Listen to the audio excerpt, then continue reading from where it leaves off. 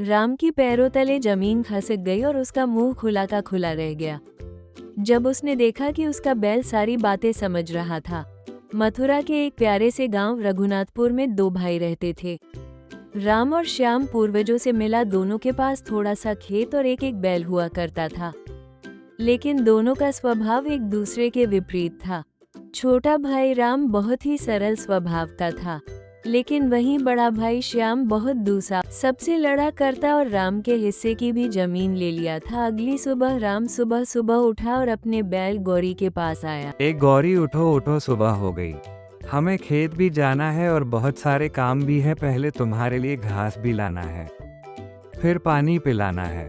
तुम तो अपना ध्यान रखते नहीं, मुझे ही तुम्हारा भी ध्यान रखना पड़ता है। ओ मेरा प्यारा बच्चा गौरी, ओ मेरा गौरी।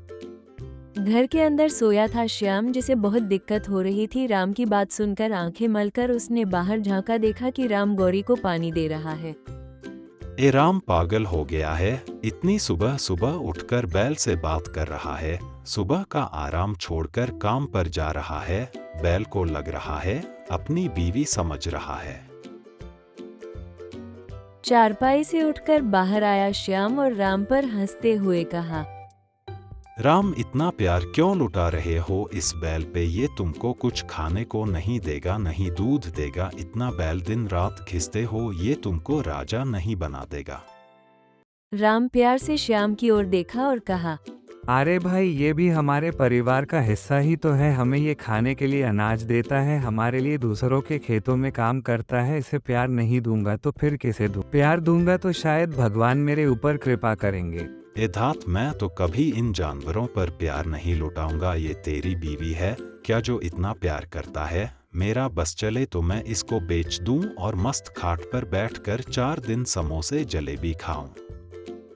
ये दोनों में यही अंतर था। राम बहुत ही नर्म शांत दयावान था, वहीं श्याम लालची चोर किस्म का आदमी था। कुछ देर बाद राम बैल को खेत ले जाता है, वहीं श्याम एक जगह बैठकर आराम से राम पर कस मारने लगता है और राम को बोलता है, ए रामा, यहाँ बैठ, इतनी धूप में क्या कर रहा है? खेती भगवान भरोसे होती है, तो क्यों बैल जैसे मेहनत करने में लगा है?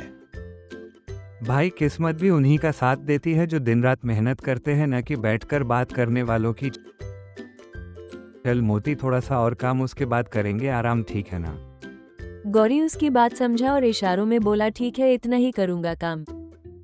हे भगवान, ये तो ऐसे जवाब दे रहा है मेरी बात का जैसे सब समझ गया हो।